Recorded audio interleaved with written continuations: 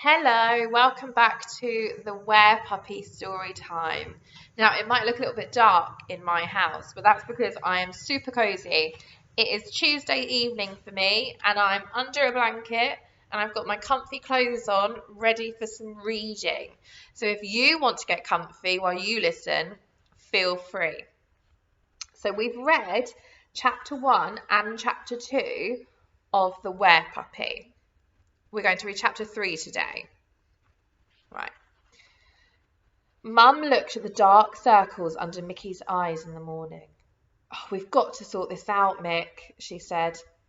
"Yes, Mum," Mickey said. He looked at her. "How?" "I'll think of something," said Mum. Mickey hoped Mum might think of something quite quickly. He found it very hard to get past Sandy the Alsatian, even right on the other side of the road. He had to run like a madman, gasping for breath. Marigold ran after him. "Mickey's scared of silly old dog. Mickey's scared of Alsatians. Mickey's scared of corgis. Mickey's scared of rug. Mickey's scared of a silly little fur. Mickey's scared, scared, scared." She's not a very nice little sister, is she? "Be quiet," said Mickey, but Marigold wouldn't. She put up her hands like paws and went woof, woof, woof right in Mickey's face. Mickey managed to escape her for lessons, but she was there in the playground at break, with a whole party of her horrible little friends. Marigold put up her paws and did the woof, woof, woof trick, and then all the friends put up their paws and went woof, woof, woof too.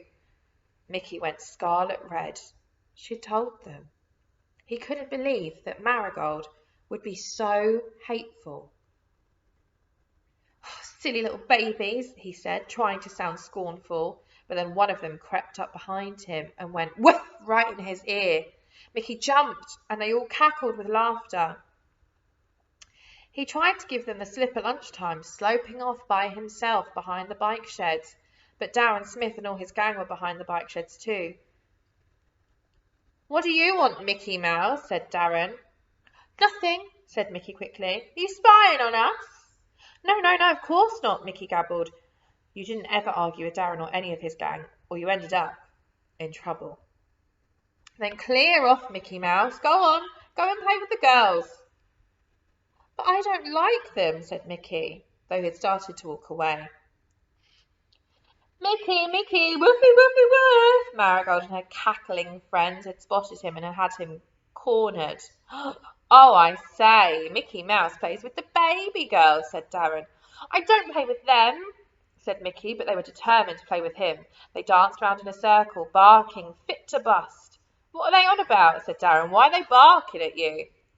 Because they're barking mad, that's why," said Mickey, joking desperately. If Marigold told Darren and his mates that Mickey was scared of werewolves, dogs, and indeed anything vaguely furry with teeth, then Mickey's life wouldn't be worth living. As Marigold very well knew, her blue eyes shone triumphantly. She didn't tell Darren. She just shook her head and giggled. Mickey knew. She might tell, though. Mickey worried about it all afternoon. He didn't pay any attention to his teacher, Miss Monk. This was most unusual because he secretly was in love with Miss Monk. She had long hair that shone in the sunlight, and she had a dimple in each cheek. She sounds lovely. Isn't he lucky to have such a lovely teacher? She smiled a lot, and the children always smiled back. Everyone liked Miss Monk, even Darren Smith and his gang. Darren and co were silly in maths, flicking ink bombs at each other and making silly noises. Miss Monk got cross. She also got cross with Mickey because he was such a dream that he copied down all the wrong questions. "Well, this was a silly waste of time, wasn't it?" said Miss Monk. "Yes, miss," Mickey agreed, miserable that he'd irritated her. The last lesson was art, Mickey's favourite. Miss Monk started giving out big pieces of sugar paper and boxes of coloured chalks. Mickey leapt to help her to make amends, but when he handed Darren his box, Darren deliberately dropped it on the floor. "Oh, Mickey, you are so clumsy," said Darren. "Oh, do be careful with those chalks, they break so easily," said Miss Monk. "Watch what you're doing, Mickey." Mickey slunk back to his seat. He was too upset to listen properly. whilst Miss Monk told the children to draw a picture of the moon. She talked a lot about the moon and what it was meant to look like, and she told them about the men who'd landed there in their spaceship. All the children but Mickey listened hard and drew little spacemen on the weird rocky surface of the moon using the silver and grey and dark blue chalks. Mickey picked up his silver chalk too and drew a round moon at the top of his paper, a full moon. He picked up the brown chalk, his hand shaking, like this, shaking. He drew a huge werewolf with an evil face and enormous bare fangs. Then he got the red chalk and drew a tiny little pin man person sticking out of the werewolf's mouth. His hand was shaking so badly that he couldn't draw properly. "What on earth are you drawing, Mickey?" asked his teacher. Mickey clenched his damp, smudgy fist and said nothing. "I thought I told you to draw the moon." Mickey pointed shakily at the silver ball in the corner of the paper.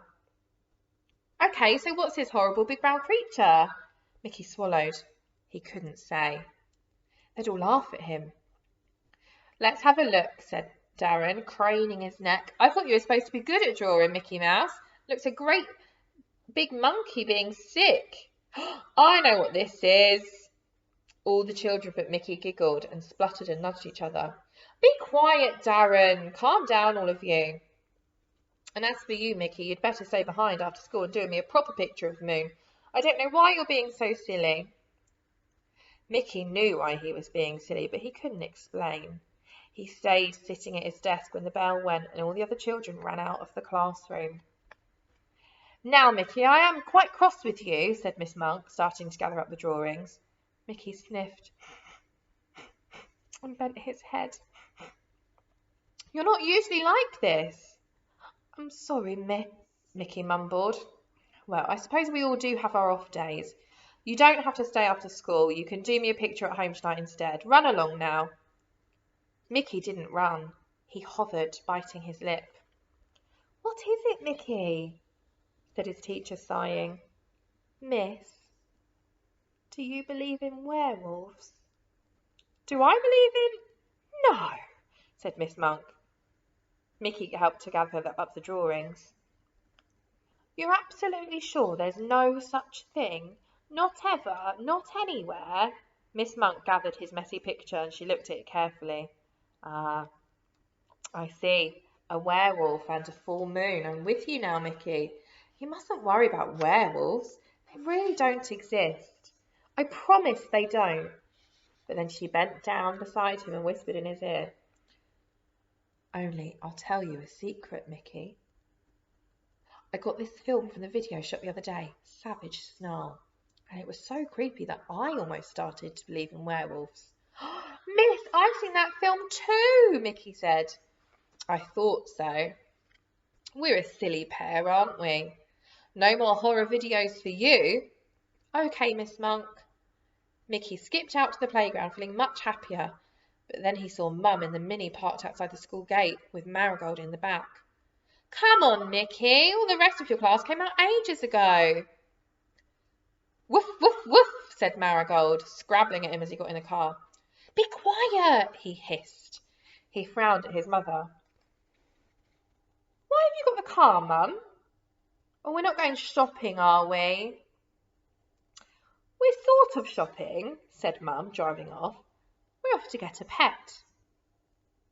"A pet?" said Mickey warily. He wasn't very keen on animals. Merrill had 2 grey rabbits called Rachel and Roberta. Roberta had been christened Robert, and Merrill had hoped Rachel and Robert would make baby rabbits. But Rachel and Roberta lived happily in sisterhood. Mickey much preferred Rachel and Roberta to Wilbur, Mandy's white rat. He had a very beady pair of eyes and a long pink tail like a worm, and Mickey didn't ever go near his cage because he was so scared. She once tried wearing the rat draped over her shoulder when she walked down the street, but she sent several old ladies into shock, and Mum was furious. Mona used to have a very fat guinea pig called Dandelion, but he keeled over in his cage one day, and Mona found him lying paws up in the air. She was very upset and wanted to give him a proper burial in a purple Cadbury's chocolate box coffin, but Dandelion was too fat to fit. They had to use a shoebox instead. Mickey painted it with yellow and green dandelions, trying to make it look decorative, but Mona wasn't particularly grateful. "Are we getting another guinea pig for Mona?" Mickey asked. "No, I think it's time we got a pet for you, Mickey." "And for me," said Marigold. "I want a pony, Mummy. A real-life pony, a white one with long hair and a tail so I can groom it and plait it and tie it with ribbons." "Don't be silly, Marigold. Where on earth do you think we'd keep a pony?" said Mum. "No, it's Mickey's turn just now." "I'm not sure I want it to be my turn," said Mickey. "What's it going to be if it's not a guinea pig? I definitely don't want a rat." "I can keep my pony in Dad's garden shed, easy peasy," said Marigold. "A white pony, and I'll call him Sugar Lump, and I'll ride him and teach him tricks, and then we can perform together in a circus." "Yes, you could perform in a circus, all right," muttered Mickey. "The performing chimpanzee." "Ouch! Marigold, stop hitting your brother," said Mum. "But he said—" "Look, I don't care right now. Behave yourselves, both of you. Now, I think the dog's home is just round this next road." The dog's home?" said Mickey, going white. "The dog's home?" said Marigold, her blue eyes shining. "I'm not having a dog," said Mickey. "It would be a very good idea for you," said Mum. "Just a little dog, a friendly one. Maybe a puppy. We'll see what they've got." "No," said Mickey. "Yes," said Mum. "No, no, no," said Mickey, but Mum just drove on. She drew up outside a white house with a notice saying Webb's Dog Shelter. Mickey hunched in his seat, imagining hundreds of dogs sheltering behind those walls. He pictured them grinding their teeth and sharpening their claws. Then Mum opened the cat door and he heard a high-pitched howl. And that is the end of chapter 3 of the Werepuppy. So, we will carry on with chapter 4 tomorrow. I hope you enjoyed it and I hope you have a lovely day.